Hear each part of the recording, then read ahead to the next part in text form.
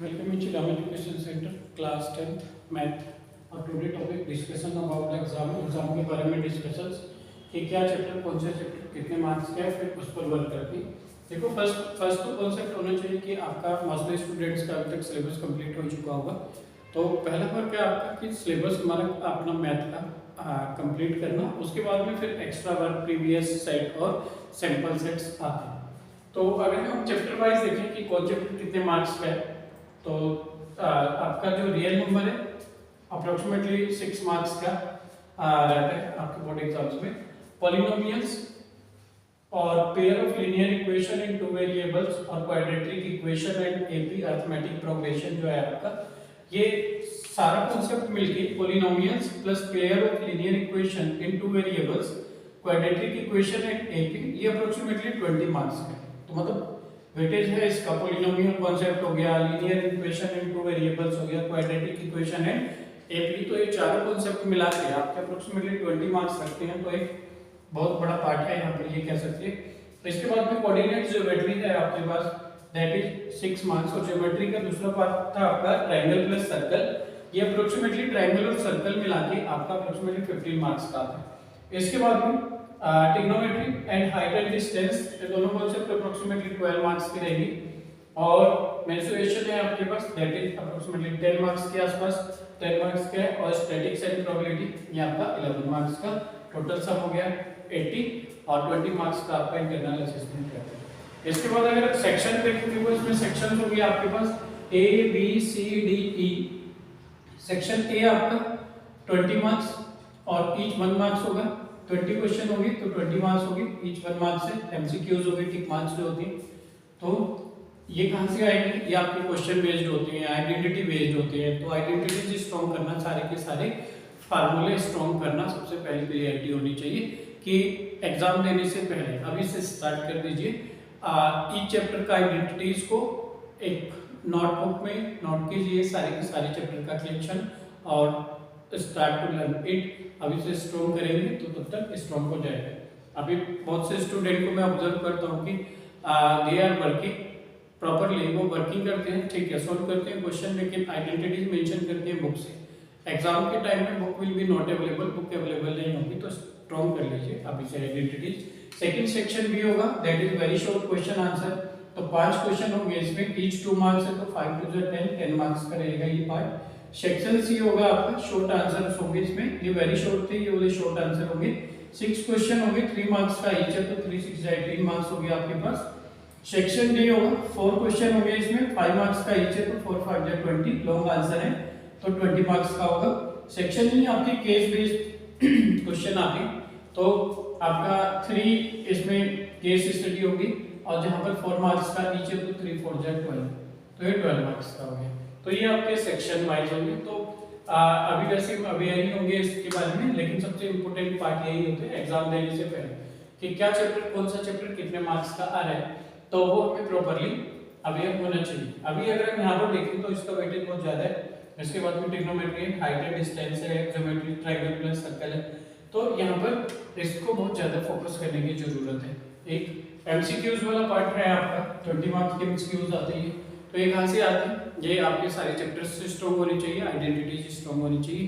तो सबसे पहला वर्क ये है कि आइडेंटिटीज आपका कलेक्शन बना लीजिए, छोटा नोटबुक बना लीजिए, तो उसको डेली रिवाइज कीजिए। तो एटलीस्ट अभी से स्टार्ट करेंगे तो सारी की सारी आइडेंटिटीज आपकी स्ट्रॉन्ग होगी। फर्स्ट प्रायोरिटी में होना चाहिए, we should complete book first complete करेंगे, और then start with sample paper और अदर एक्स्ट्रा क्वेश्चंस, या जिन चैप्टर को आपने कर लिया है उनके सैंपल पेपर से या प्रीवियस ईयर क्वेश्चन से वी कैन स्टडी, हम स्टडी कर सकते हैं। और if you have little doubts, who is watching this video is our regular student or not, that is not important, but if you are watching from anywhere, अगर आप watch कर रहे हैं और if you have any doubt in any chapters, you can comment me, तो I will prepare it completely। अभी मैं कोशिश कर रहा हूँ जितना टाइम मैनेज हो रहा है कि मैक्सिमम से maximum syllabus will be upload, की सिलेबस अपलोड किया जाए। तो but if any comment I will receive, तो I will prepare it as priority, उसको पहले मैं आपका प्रिपेयर करूँगा चैप्टर को कम्प्लीटली। तो ये take a screenshot of it, इसका स्क्रीनशॉट होना चाहिए, इसके बारे में प्रॉपर्ली अवेयर होने चाहिए। If you what's a good position 100 out of 100 at least अगर 100 और या 90 से अबव हम रहना चाहते हैं तो ये आपका अवेयर प्रॉपर्ली हम इसके बारे में होने चाहिए। ठीक है, स्क्रीनशॉट ऑफ इट। चलते हैं फिर आपके क्वेश्चंस पर। Previous year board question.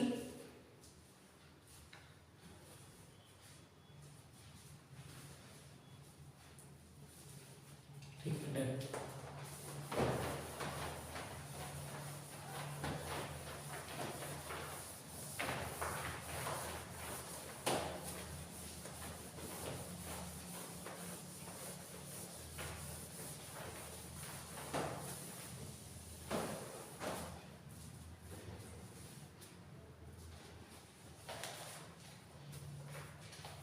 the question number first, this was MCQs. Question number first is this. Question number first है आपके पास, which term of AP, which term of AP, which term of AP, AP मतलब arithmetic progression series 2, -1, -4, -7 ... is -40, is -40. There are 4 options. This is MCQ type question. 8, 2nd, 11th, 3rd,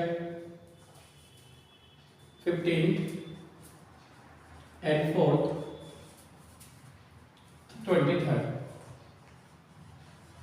तो there are 4 options here. अगर हम check करें, देखो given AP, आपके पास given AP कितनी है? गिवन एपी है आपके पास given arithmetic progression series that is 2, -1, -4, -7। देखो ए फर्स्ट टर्म होती है आपके पास, a = 2। फिर कॉमन डिफरेंस निकालते हैं d second term minus first term. Second term कितने? -1 माइनस फर्स्ट टर्म कितने? -2।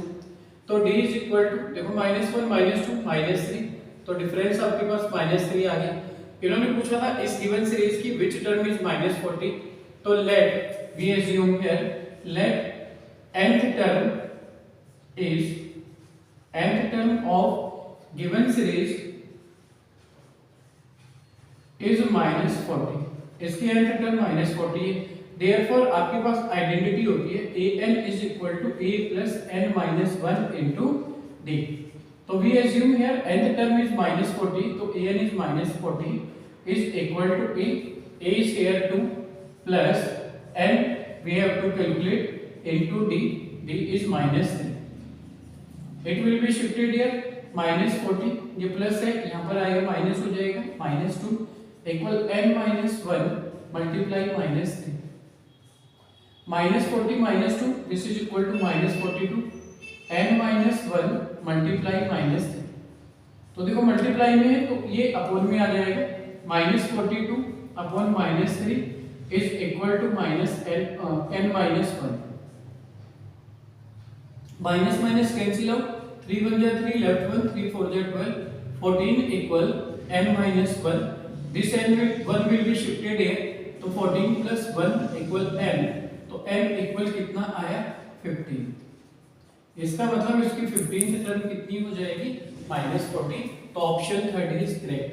Therefore option third is correct. Therefore option third is correct. हमारा option third correct. I hope it is clear हुआ होगा, आपका question clear हुआ होगा। छोटा सा भी डाउट है कमेंट कीजिए, take a screenshot of it. इसका स्क्रीनशॉट ले लीजिए। चलते हैं नेक्स्ट क्वेश्चन पर।